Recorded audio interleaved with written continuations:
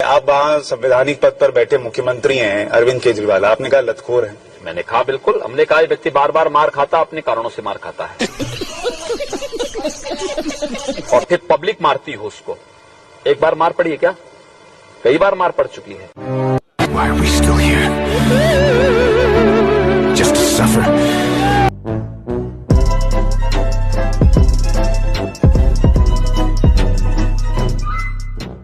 तो राम राम सभी सनातनी भाइयों बहनों को स्वागत है आज की इस वीडियो में। आज की इस वीडियो में अंत तक बने रहिएगा और वीडियो का कोई भी पार्ट आप लोग मिस मत कीजिएगा। और आज की इस वीडियो में इस लास्ट वाली क्लिप को देखना बिल्कुल भी मत भूलिएगा। तो चलिए आरंभ करते हैं आज की इस वीडियो को।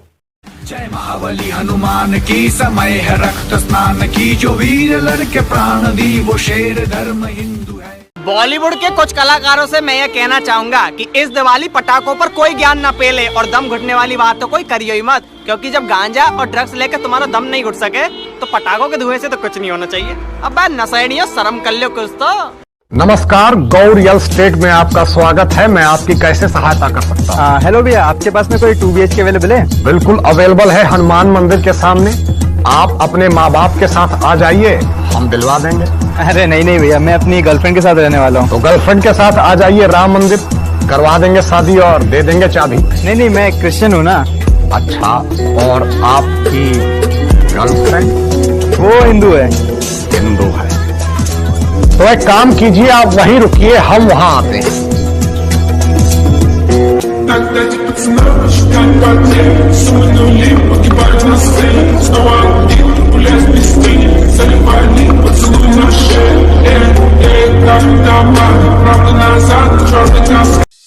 मुगल काल को खत्म हुए शताब्दी से अधिक का वर्ष बीत गया। अंग्रेजी हुकूमत की बेड़ियों से आजाद हुए भारत को कई दशक गुजर गए, लेकिन ये इस देश का दुर्भाग्य कहें या फिर कुछ क्रूर लोगों की मानसिकता, जिसके चलते देश की आजादी के बाद भी पुरुषों में सबसे सर्वोपरि मर्यादा पुरुषोत्तम प्रभु श्री राम को अपने ही घर से सदियों तक बाहर रहना पड़ा। सबसे पौराणिक नगरियों में से एक अयोध्या नगरी को इस कदर वंचित कर दिया गया कि मानो अयोध्या का कोई महत्व ही नहीं है, और इसका श्रेय जाता है सिर्फ और सिर्फ कांग्रेस पार्टी को। लेकिन वो कहते हैं ना कि भाजपा है तो भरोसा है, क्योंकि जितनी मेहनत कांग्रेस पार्टी और अन्य विपक्षी पार्टियों ने प्रभु श्री राम के अस्तित्व को नकारने में की, उससे कई गुना ज्यादा मेहनत भाजपा ने हमेशा प्रभु श्री राम के लिए की है, उनके अस्तित्व के लिए की है, उन्हें उनका घर दिलाने के लिए की है। और आज उसी मेहनत के दम पर जहां अयोध्या में भव्य श्री राम का मंदिर बन रहा है, वहीं योगी जी जैसे संत के राज में राम राज्य की पुनरावृत्ति हो रही है, क्योंकि राम राज्य की तरह ही आज यूपी की जनता खुशहाल है।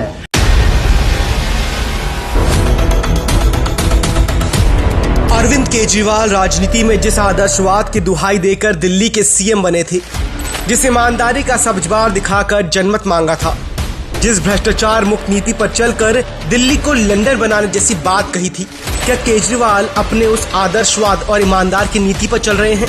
क्या केजरीवाल दिल्ली को बेहतर शासन देने का अपना वादा पूरा कर पाए? जवाब है नहीं। आखिर केजरीवाल क्यों कटघरे में हैं? देखिए ये सबूत। चाय समोसे पर करोड़ों लुटाए। फरवरी 2015 से अगस्त 2016 के बीच केजरीवाल के कार्यकाल में 1.20 करोड़ रुपए के समोसे और चाय का खर्च दिखाया गया। आरटीआई के जरिए इस बात की सूचना सार्वजनिक हुई। आम आदमी पार्टी के अंदर खाने की हकीकत सामने आ गई। इस आरटीआई से यही पता चला कि उप मुख्यमंत्री मनीष सिसोदिया के सचिवालय स्थित कार्यालय में 8.6 लाख और कैंप ऑफिस में 6.5 लाख रुपए का चाय और स्नैक्स में उड़ा दिए गए। दावत में उड़े लाखों। केजरीवाल सरकार ने वर्षगांठ मनाने के लिए 11 से 12 फरवरी 2016 को अपने आवास पर दावत रखी। एक थाली का खर्च 12,000 रुपए। नियमों के मुताबिक दावत में खाने का खर्च 2500 रुपए प्रति थाली से अधिक नहीं हो सकता, लेकिन नियमों की अनदेखी कर ताज होटल से मंगवाए गए भोजन में 11.5 लाख रुपए खर्च आया। सैर सपाटे में लुटाया जनता का पैसा। 2016 में जब दिल्ली में डेंगू का कहर था, तो राज्य के डिप्टी सीएम फिनलैंड में मौज मस्ती कर रहे थे। उपराज्यपाल की डांट पड़ी तो वापस आए। इस तरह 11 अगस्त से 16 अगस्त 2015 के बीच मनीष सिसोदिया ब्राजील की यात्रा पर गए। प्रोटोकॉल तोड़कर अर्जेंटीना में इग्वाजू फॉल देखने चले गए। इसमें सरकार को 29 लाख रुपए का अतिरिक्त खर्च उठाना पड़ा। बिजनेस क्लास में सफर करने वाला ये आदमी सितंबर 2015 में न्यूजीलैंड और ऑस्ट्रेलिया भी गया। जून 2016 में बर्लिन की भी यात्रा की। इस तरह मंत्री सत्येंद्र जैन और अन्य मंत्री विधायक भी विदेश यात्राओं पर जनता का पैसा पानी की तरह बहाते हैं। अपने ही रिश्तेदार को बनाया ओएसडी। केजरीवाल ने अपने रिश्तेदार डॉक्टर निकुंज अग्रवाल की नियुक्ति वैकेंसी न होने के बावजूद की गई।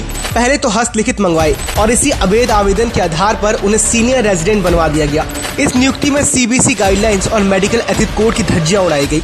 इसके एक महीने बाद सितंबर 2015 में उन्हें दिल्ली के स्वास्थ्य मंत्री सत्येंद्र जैन का ओएसडी बना दिया गया। सुविधाएं देने को बना दिए संसदीय सचिव। 13 मार्च 2015 को आप सरकार ने 21 विधायकों को संसदीय सचिव बना दिया। ये जानते हुए कि ये लाभ का पद है, उन्होंने कदम उठाया। दरअसल उनकी मंशा अपने सभी साथियों को प्रसन्न रखना था। इनका इरादा अपने विधायकों को गाड़ी, ऑफिस और अन्य सरकारी सुविधाओं से लैस करना था ताकि उनके भ्रष्ट साथी ऐश कर सके। लेकिन कोर्ट में चुनौती मिली तो इसकी हेकड़ी गुम हो गई। हालांकि केजरीवाल सरकार ने ऐसा कानून भी बनाने की कोशिश की जिससे संसदीय सचिव का पद संवैधानिक हो जाए, लेकिन हाईकोर्ट के आदेश के मजबूर होकर ये फैसला निरस्त करना पड़ा। बहरहाल 2015 से दिल्ली में सत्ता में आने के बाद केजरीवाल और उसके मंत्री सीधे तौर पर भ्रष्टाचार में लिप्त हैं। 6 मंत्रियों पर भ्रष्टाचार के सीधे आरोप हैं। केजरीवाल खुद, उनके मंत्री और विधायक जनता का पैसा दिल खोल के अय्याशी में उड़ा रहे हैं।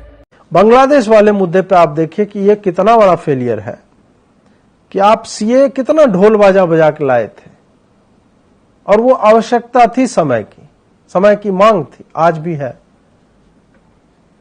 और आप सीए पे चर्चा न बंगाल चुनाव के समय कर रहे थे, आपको लगा कि मुस्लिम वोट आपको मिलेंगे, नहीं मिला। अब तो कर लो। गैंग्स ऑफ वासेपुर वाला वो मीम नहीं चलता है, वही मैं कह रहा हूं अपनी सरकार से, अब तो कर ले। सीए कितना बड़ा मतलब हथियार है आपके पास। आपका पूरा का पूरा उसके पीछे एक पूरी सोच ही यही थी कि रिलीजियस प्रोसिक्यूशन हो रहा है, नॉन मुस्लिम्स का हो रहा है, आग लगाया जा रहा है। तुम उसको इनेक्ट करने का छोड़ो, तो मतलब उस पर कुछ बोल नहीं रहे हो, चर्चा नहीं कर रहे हो। तुम्हारे न मंत्री बोल रहे हैं, न प्रवक्ता बोल रहा है, कोई नहीं बोल रहा है, कोई चर्चा नहीं हो। यह बहुत बड़ा फेलियर है। वीडियो में अंत तक बने रहने के लिए आप सभी का बहुत बहुत धन्यवाद। आशा करता हूँ आज की वीडियो आपको अच्छी लगी होगी। अगर वीडियो अच्छी लगी तो वीडियो को लाइक, शेयर एंड चैनल को सब्सक्राइब करना मत भूलिएगा तथा कमेंट बॉक्स में अपने विचार देना जय श्री राम लिखना मत भूलिएगा। अगर अभी तक आपने हमें इंस्टाग्राम और ट्विटर फॉलो नहीं किया तो जाकर फॉलो कर लीजिएगा। तो चलिए मिलते हैं बहुत जल्द एक नई वीडियो के साथ। तो तब तक के लिए जय श्री राम, जय हिंद, वंदे मातरम। हम किसी का विरोध किसी पार्टी से नहीं है, हम सिर्फ हिंदू हैं और गर्व कहते हैं हिंदू हैं। हिंदू होना गर्व की बात है, कट्टर हिंदू होना सौभाग्य की बात होता है।